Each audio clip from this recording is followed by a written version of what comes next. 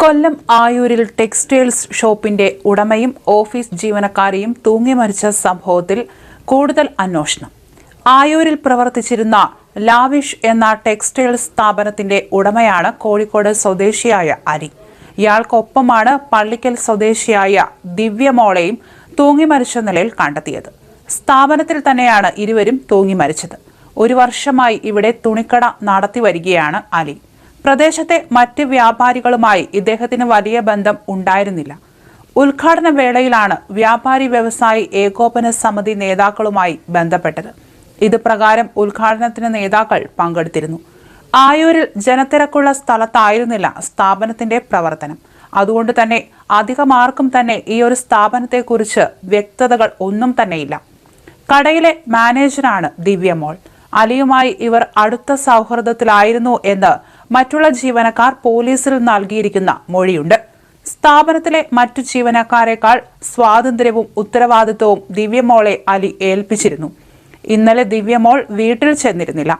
ഇവർ ഒന്നിച്ചാണ് ബാംഗ്ലൂരും കോയമ്പത്തൂരും പോയി വസ്ത്രങ്ങൾ വാങ്ങിയിരുന്നത്. അതുകൊണ്ട് തന്നെ അടിയന്തര സാഹചര്യത്തിൽ അങ്ങനെ എന്തെങ്കിലും പർച്ചേസിന് പോയിരിക്കാമെന്നാണ് വീട്ടുകാർ കരുതിയത്.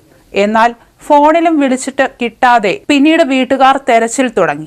ഇന്ന് രാവിലെ ഷോപ്പിലെത്തിയ മറ്റു ജീവനക്കാർ ഷോപ്പ് അടച്ചിരുന്നതിനെ തുടർന്ന് പരിശോധന നടത്തുമ്പോഴാണ് അകത്ത് ഇരുവരും തൂങ്ങി നിൽക്കുന്ന നിലയിൽ കണ്ടത്. 2 ഫാനിലായിട്ടാണ് ഇവർ ജീവനൊടുക്കിയത്. ഉടൻ തന്നെ പോലീസിൽ വിവരം അറിയിക്കുകയായിരുന്നു. ഫോറൻസിക് സംഘവും സ്ഥലത്തെത്തി പരിശോധന നടത്തിയിട്ടുണ്ട്. അതേസമയം പ്രാഥമിക നിഗമനം ഇരുവരും ഒന്നിച്ച് ആത്മഹത്യ ചെയ്തത് എന്ന് തന്നെയാണ്. മറിച്ചുള്ള സാധ്യതകളെക്കുറിച്ചും പോലീസ് അന്വേഷിക്കുന്നുണ്ട്. ചടയമംഗലം പോലീസാണ് കേസെടുത്ത് അന്വേഷണം നടത്തുന്നത്. മരിച്ച ദിവ്യ 2 പെൺകുട്ടികളുടെ മാതാവാണ്. അതേസമയം ഈ സ്ഥലത്തു നിന്ന് ആത്മഹത്യാക്കുറിപ്പുകൾ ഒന്നും തന്നെ ലഭിച്ചിട്ടില്ല. അതുകൊണ്ട് തന്നെ ഇരുവരുടെയും മൊബൈൽ ഫോണുകളും പോലീസ് വിശദമായി തന്നെ പരിശോധിക്കും. സ്ഥാപനത്തിലെ സാമ്പത്തിക ഇടപാടുകളും അന്വേഷണത്തിന്റെ ഭാഗമായി പരിശോധിക്കുന്നുണ്ട്.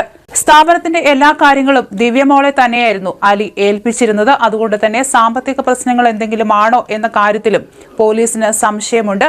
കൂടുതൽ അന്വേഷണം ഈ ഒരു കേസിൽ വേണ്ടിവരും.